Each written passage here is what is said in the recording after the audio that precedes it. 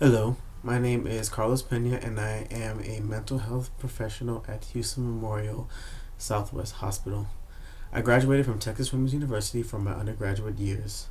I then attended Johns Hopkins School of Medicine and graduated at the top of my class.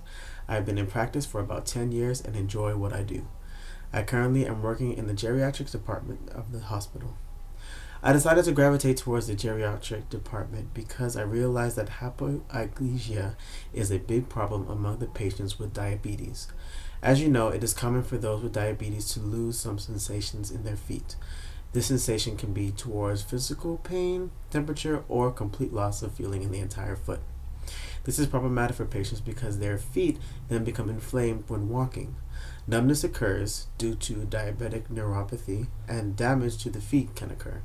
This damage can be unknowing to the patient themselves.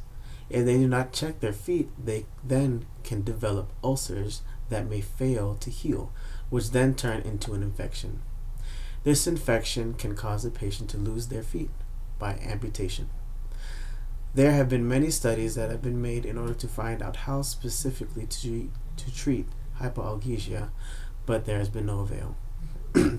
The only suggestions that I have are to have classes for all the patients with diabetes on proper foot care for when they go back home. We as medical professionals know what to check for, but it is our duty to share this information with our patients. In order for change to occur, there are too in order for change to occur. There are too many amputees that I see, and I know that we can prevent it. There currently is a patient that we are now calling Patient X. He is 76 years old, a Latino middle-class male. He has had a previous stroke at the age of 67, which did not have any immediate effects to his mental and physical state. He smoked at a young age but stopped when he was in his 30s. Currently, he has diabetes and has had it for about 32 years. He maintains it well, but his problems with hypoalgesia is steadily rising. He lives with his son and family, but they can be busy at times. He has home health, but that comes in weekly and takes care of minor things with the patient. It does not seem to be enough because he already has an infection in his left foot. I personally recommend constant checking of his body parts in case the hypoalgesia has occurred in any other parts of his body. I also say wash his feet daily and not have a doctor remove any calluses or lesions on his foot unless they actually come in to us, not do it themselves. I also say that they should wash his feet daily, and to trim and to make sure not to cut any of the skin when cutting his nails. The patient should also not go barefoot anywhere and always wear clean, dry socks.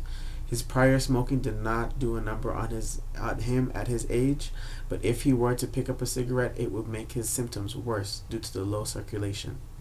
His home health professional should inspect his foot daily and notify the family if anything shows up.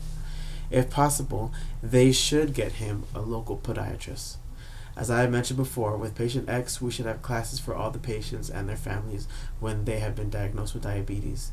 Their classes should occur monthly and held all day.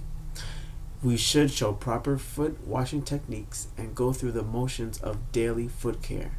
We should provide socks for the patients that they can go home with, just one pair, and then they can buy the rest of the pairs that they need so they know what things can actually protect their feet from anything happening to them. No patient wants to lose their foot due to amputation and due to hypoalgesia. As medical professionals, we need to put a stop to it now.